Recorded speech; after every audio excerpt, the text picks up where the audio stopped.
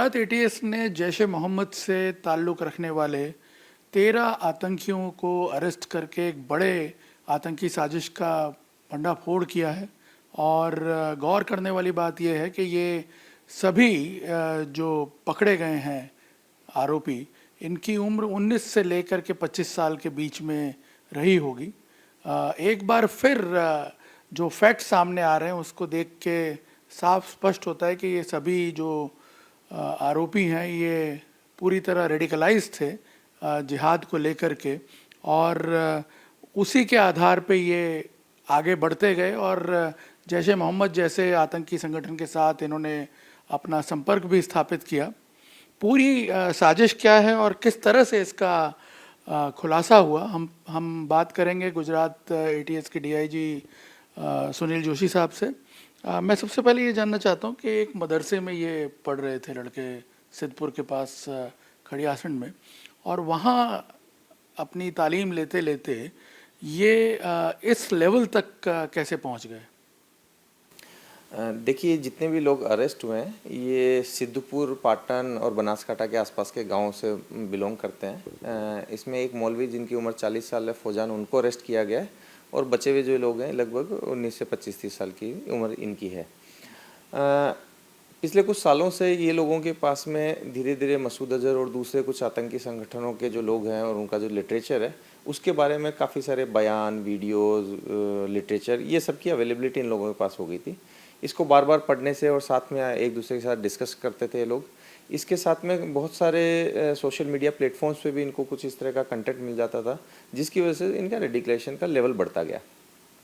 और जो हमारे केस की शुरुआत हुई वो इस तरह से हुई कि हमारे एक डीवाईएसपी को इन्फॉर्मेशन मिली थी कि गुजरात के जो बनासकांठा और पाटन एरिया है इसमें कुछ लोग हैं जो जैश ए मोहम्मद की आइडियोलॉजी का प्रचार प्रसार कर रहे हैं। एक छोटा सा दारुल उलूम इस्लाम जैश ए मोहम्मद के नाम से एक तंजीम बना करके यहाँ पे काम करने लगे हैं, और संभावना ये है कि वो किसी फॉरेन हैंडलर के साथ में मिलकर के कुछ बड़ी आतंकी घटना को अंजाम दे सकते हैं। इस इनपुट पे जब कार्रवाई की गई, डिटेल से लोगों को जाना गया, टेक्निकल ह्यूमन इंटेलिजेंस कलेक्ट की गई, तो हमने फर्स्ट फेज में लगभग 8 लड़के अरेस्ट किए, जिसमें कि अहमद और इब्राहिम नाम से जो थे, जो आपस में मामा भांजा भी होते हैं, इन लोगों के फॉरेन के डायरेक्ट कांटेक्ट मिले। इन लोगों के कश्मीर के कुछ लोगों से कांटेक्ट मिल गए थे। इन लोगों को स्पेसिफिक टास्किंग की जा रही थी कि ये लोग जाकर के गाड़ी ले ली जाएगी, ये लोगों को अहमदाबाद के आउटस्कर्ट्स में घर लेना था। इन लोगों को अरेस्ट किया गया। इन सब लोगों से जैश ए मोहम्मद का लिटरेचर मिला, इन लोगों की जो एलिजियंस थी उसको प्रूव करते हुए कुछ एविडेंसेस मिले। इनका बहुत डिटेल इंट्रोगेशन किया गया, लगभग 14 दिन का हमें इनका रिमांड मिला था। तो इसी दरमियान इन 8 आरोपी में से एक आरोपी था आमीन शेरा, उसके इंट्रोगेशन में ये जानकारी मिली कि एक दूसरा ग्रुप भी इनके साथ जुड़ा हुआ है। और जानना चाहता हूँ कि इस लेवल तक ये पहुँच गए कि इन्होंने एलिजेंस भी अपना दे दिया जैश ए मोहम्मद को, और आपने देखा होगा कि पाकिस्तान हैंडलर्स के साथ भी ये संपर्क में थे। तो ये जानना चाहता हूँ मैं कि उनके संपर्क में ये लोग कैसे आए और क्या वहाँ से कोई फंडिंग वगैरह भी हो रही थी? देखिए, इन लोगों का जो संपर्क है ये इंस्टा पे, टेलीग्राम, व्हाट्सएप पे काफ़ी एक्टिव है, और ये सिर्फ इन्हीं हैंडलर के कांटेक्ट में होने के अलावा भी बहुत सारे ग्रुप्स में इनकी प्रेजेंस है, जहाँ पे खुद की तरफ से रेडिकल कंटेंट भेज रहे होते हैं एक दूसरे को, बहुत सारे इश्यूज़ पे आपस में डिस्कस कर रहे होते हैं। मीनवाइल ये पाकिस्तानी हैंडलर से इनका जो कांटेक्ट है वो इंस्टाग्राम पे हो, और बाद में ये लोग व्हाट्सएप और टेलीग्राम पे शिफ्ट कर गए थे। जहाँ तक फंडिंग की बात है वो हमने बताया कि इन लोगों को जैश ए मोहम्मद के नाम से जो 3 लाख की शुरुआती एक फंडिंग की गई थी। तो ये जैसे आपने बताया बहुत सारे सोशल नेटवर्क पे भी कनेक्टेड थे। इनिशियली जब रिविलेशंस हुए तब यही पता चल रहा था कि ये बहुत सारे लोगों को भड़काऊ जो बयान है वो दे रहे थे और उन्हें ब्रेन वॉश करने की कोशिश कर रहे थे। लेकिन उसके बाद हमने देखा, अभी कल ही खुलासा हुआ कि इनके साथ एक और ग्रुप अटैच था जो बॉम्ब वगैरह बनाने की पूरी टेस्टिंग कर रहा था, बना भी रहा था और टेस्ट भी कर रहा था। तो ये ओवरऑल जिस तरह से आगे बढ़ा मामला, कितना खतरनाक लग रहा है अब आपको? देखिए, इन लोगों का जो रेडिकल एटीट्यूड है इसकी वजह से बहुत सारे ग्रुप्स में रेडिकल बातें किया करते थे। परंतु इन लोगों की जो बेसिक एमओ है काम करने की, कि जब भी कुछ बहुत इंपॉर्टेंट काम किया जाएगा तो बहुत ही विश्वास पात्र जो लोग हैं जिनको ये 1 to 1 जानते हैं उन्हीं के साथ मिलके करेंगे।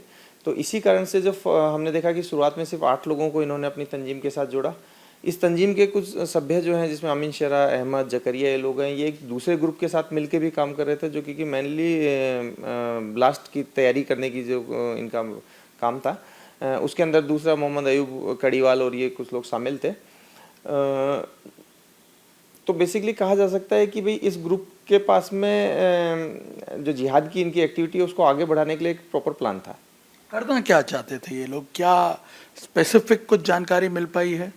नहीं, अभी तक इनका ये है कि ये ब्लास्ट में एक्सपर्टीज हासिल करना चाहते थे, और उसके बाद में ये लोग क्या कदम लेंगे वो उसके बारे में अभी तक इन्होंने कुछ हमें इंट्रोगेशन में रिवील नहीं ये किया। कब से इन्वॉल्व थे इसके अंदर, और क्या दोनों ही जो लोग हैं, ये 13 लोग हैं, अब 8 और 5, क्या क्या इन लोगों ने अब तक एक्सपर्टीज हासिल की है? क्या कश्मीर जाकर के भी ट्रेनिंग वगैरह ली? यहाँ बॉम्ब किस तरह से ये लोग अपने आप को तैयार कर रहे थे? जैसा आपने बताया कि ये कब से जुड़े हुए थे, तो इसमें सभी लोगों का समय अलग अलग है। जैसे कि इनके जो मौलवी फौजान को जो अरेस्ट किया है वो लगभग पिछले 15 साल से मसूद अजहर को फॉलो करता है, उनकी किताबें पढ़ता है। उसने बहुत सारे अपने स्टूडेंट्स को इसके बारे में बताया, उनको जानकारी दी। इन्होंने जो ब्लास्ट के पर्सपेक्टिव से देखा जाए तो इन्होंने लगभग 8 बार इसका ट्रायल किया है। इसके लिए इन्होंने जो रॉ मटेरियल था, पोटेशियम नाइट्रेट, सल्फर, चारकोल, जो टिपिकल एक गन पाउडर का जो मिक्सचर होता है, इसके साथ एक्सपेरिमेंट किए। इसको डेटोनेट करने के लिए इन्होंने टाइमर और अलग अलग किस्म के वायर लेकर के इसका डेटोनेशन किया। इसके अलावा इन्होंने पॉइजन बनाने का जो काम है वो भी 1-2 बार किया है। कुछ गैस वगैरह ये बनाने की कोशिश कर रहे थे, पॉइजन? हाँ, पॉइजन और पॉइजनस गैस बनाने के लिए इन्होंने कुछ रॉ मेथड्स हैं उनके ऊपर काम किया था। तो जो कश्मीर कनेक्शंस हैं इनके, आपने जैसे बताया, वो कितने स्ट्रांग है? क्या यहाँ गुजरात में भी कुछ लोगों से मिले? देखिए, जैश ए मोहम्मद का जो मेन एरिया है काम करने का वो कश्मीर में रहा है, और वहाँ पे उनका एक नेटवर्क होना जाहिर सा है। तो इसकी वजह से जब इन लोगों से भी वडोदरा में जो मिलने आया था वो कश्मीर से ही एक लड़का मिलने आया था, ऐसा इनका मानना है। उसके मतलब उसकी वेशभूषा और उसके शक्ल से इनको लगता है। एंड इन लोगों का इसके अलावा भी जो दूसरे स्टेट्स में कॉन्टेक्ट्स हैं उन सब के ऊपर भी हम लोग अभी काम कर रहे हैं। एक जो बड़ा सवाल पैदा होता है वो ये है कि हम देख रहे हैं पहली बार कश्मीर के बाहर इस तरह से लोकली एक नेटवर्क खड़ा हो रहा है, और वो भी गुजरात जैसे स्टेट में जो जिसका डायरेक्ट एलिजेंस जैश ए मोहम्मद के साथ है। कितना गंभीर मानते हैं आप? देखिए, इसके बारे में आपको बताना चाहूँगा कि भारत सरकार और गुजरात सरकार और दूसरे भी सभी राज्यों की जो एजेंसीज़ हैं, सेंट्रल एजेंसीज़ हैं, सेंट्रल इंटेलिजेंस एजेंसीज़ हैं, ऑपरेशनल एजेंसीज़ हैं, अलग अलग राज्यों की स्पेशलाइज एटीएस, एसटीएफ वगैरह हैं, ये लोग कंटिन्यूसली सेंट्रल एजेंसीज़ के मार्गदर्शन में, उनके द्वारा दिए गए इनपुट्स के आधार पे, खुद के द्वारा जनरेट किए गए इनपुट्स के आधार पे कंटिन्यूसली सर्विलेंस अपना एक मैकेनिज्म है उसके तहत काम करती रहती है।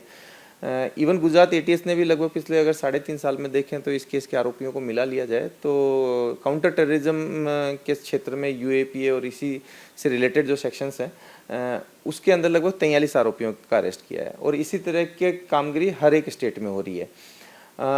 तो पोस्ट ऑपरेशन सिंदूर अगर देखें पूरी परिस्थिति को, और ऐसे में ये नेटवर्क जो है इसके बारे में रिविलेशन होना चीज़ों का, ये क्या इंडिकेट करता है कि और भी इस तरह के एक्टिविटीज़ हो रही होंगी, क्योंकि रेडिकलाइजेशन का जो इंटेंसिटी वो और बढ़ता जा रहा है?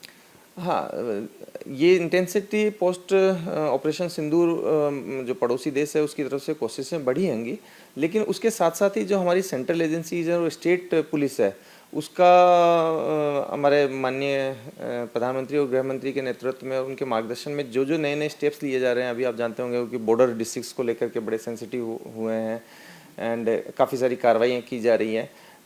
मॉडल एटीएस स्ट्रक्चर पूरे देश में अपनाया जा रहा है, उसको अलग अलग रिसोर्सेज प्रदान किए जा रहे हैं। तो ये स्थिति ज़रूर गंभीर हो सकती है, लेकिन सारी की सारी सेंट्रल और स्टेट एजेंसीज इसके लिए तैयार भी हैं। फाइनली इनके बारे में जो इनका प्लान को लेकर के अगर हम बात करें, आपने जैसा रिवील किया एटीएस ने अपनी इन्वेस्टिगेशन में कि ये अहमदाबाद के आसपास कोई घर देख रहे थे, इन्होंने गाड़ी खरीदी थी, और दूसरी तरफ जब हम देखते हैं इनके इंट्रोगेशन में जो दूसरे लोगों के बारे में पता चलता है वो बॉम्ब प्लांट करने की कोशिश कर रहे हैं, बॉम्ब बनाने की कोशिश कर रहे हैं, उसको टेस्ट करने की कोशिश कर रहे हैं। कुल मिलाकर के अगर आप देखें तो क्या इंडिकेटिव एक पिक्चर जो है वो उभर करके आती है? क्या ये लोग कुछ बड़ा करने की योजना बना रहे थे? कोई बाहर से आने वाला था, किसी के साथ कोऑर्डिनेट कर रहे थे, कुछ रिवील कर पाए?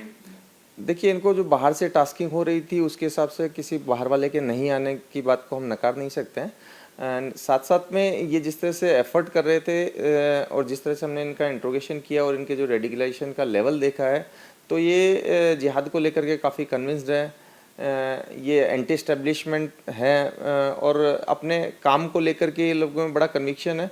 तो मैं सिर्फ इसमें इतना ही कहना चाहूँगा कि समय रहते सभी एजेंसियों के कोऑर्डिनेशन से हमारे टीएस के अधिकारियों के मतलब उनके हार्डवर्क और लगन से हम एक बड़े मॉड्यूल को समय रहते, हाँ समय रहते हम इसको पकड़ पाएँ, बस्ट कर पाएँ।